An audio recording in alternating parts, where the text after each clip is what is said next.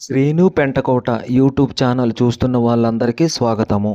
మీరు నా ఛానల్ మొదటిసారి చూస్తున్నట్లయితే ఛానల్ని చూసి లైక్ చేసి సబ్స్క్రైబ్ చేయడం మాత్రం మర్చిపోవద్దు.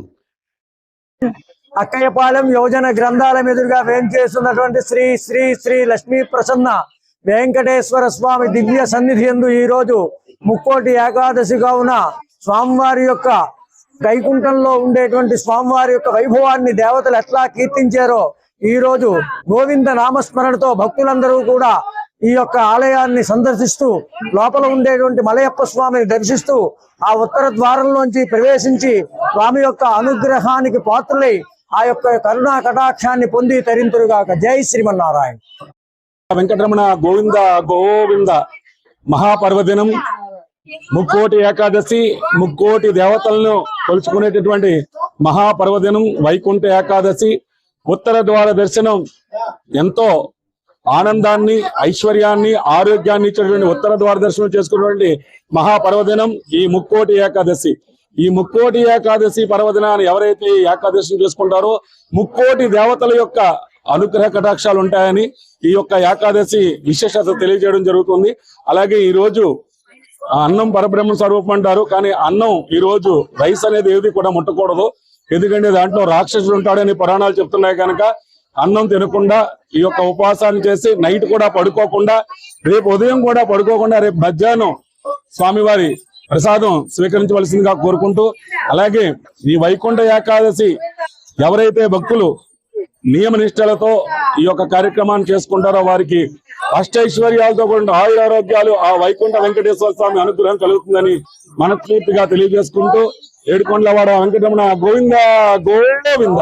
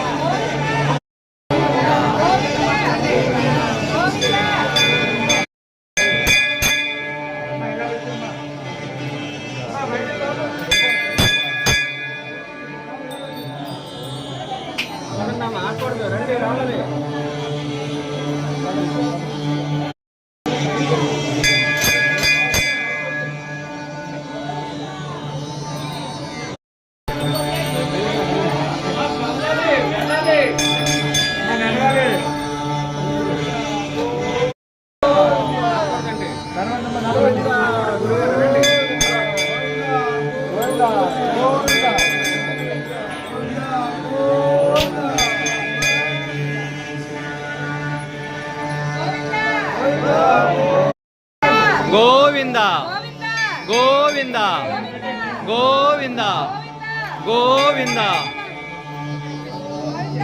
గోవింద గోవింద గోవింద గోవింద.